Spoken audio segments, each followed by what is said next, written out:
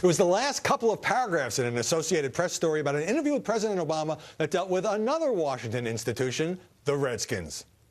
I've got to say, if I were the owner of the team, and I knew that there was a name of my team, even if it had a storied history that was offending a sizable group of people, I'd think about changing it. But I don't want to detract from the wonderful Redskins fans that are here.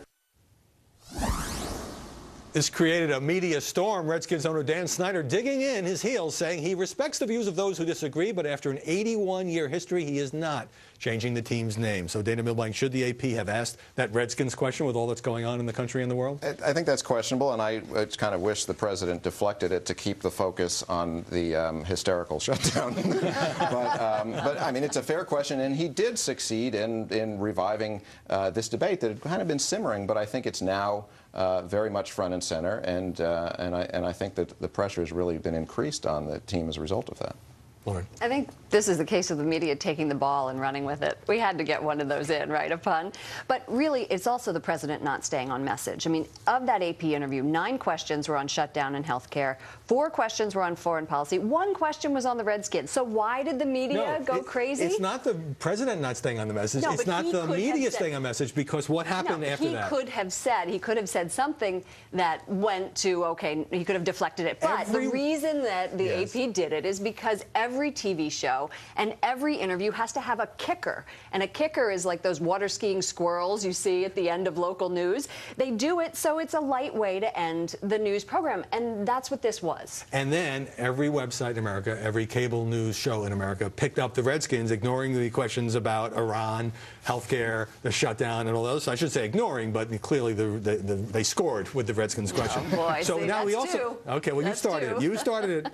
Some sports writers and some liberal media outlets, Jim, Slate, New Republic, Mother Jones, say, well, we refuse to use this name in our coverage anymore. Is that a little PC? I think it's very PC, and I agree with what Rich Lowry wrote in National Review. Said, quote, liberals fabricate outrage over Redskins. The name is an anachronism, but harmless. I agree with that. But I tell you what I really loved was a woman named Cherie Welch, writing in the Washington Post, says, listen, if the Redskins are obnoxious to you, then what about the Washington Wizards? They support witchcraft. And the Milwaukee Brewers, they encourage alcoholism. It was a funny piece going through the name, every sports team in the country saying, look, that offends somebody. We also are going, I'm also going to quote the Washington Post, so I don't know what, we're giving it to you, but there was a great letter to the editor saying, hail to the Fedskins, and changing it to... That's the team song for those not from the DC area. Hail to the Fedskins, right. And there was another one, though, saying, from someone who had traveled to Bighorn, Wounded Knee, Crazy Horse, and he said, if you read letters from politicians to the Native Americans, that the Redskins was a derogatory term. However, there's another little nugget of information. I'm just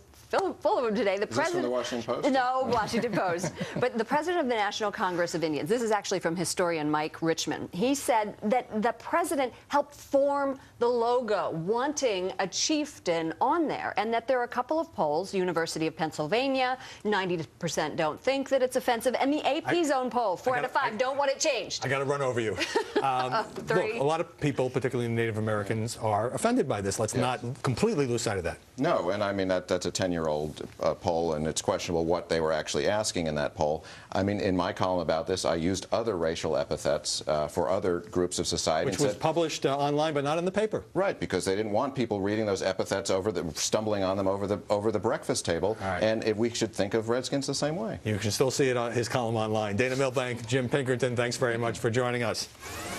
Coming up next, a major media fail for the Associated Press. Before we go to break, this was a false story about the Virginia governor's race. The wire service said the Democratic candidate Terry McAuliffe had lied to a federal official in a death benefits scam, pointing to a TM cited in court records, only to retract the story less than 2 hours later. The TM wasn't McAuliffe, a huge black eye for the AP. Up next, media outrage over the suspension of actual death benefits for the families of fallen soldiers. How did this become a media blame game?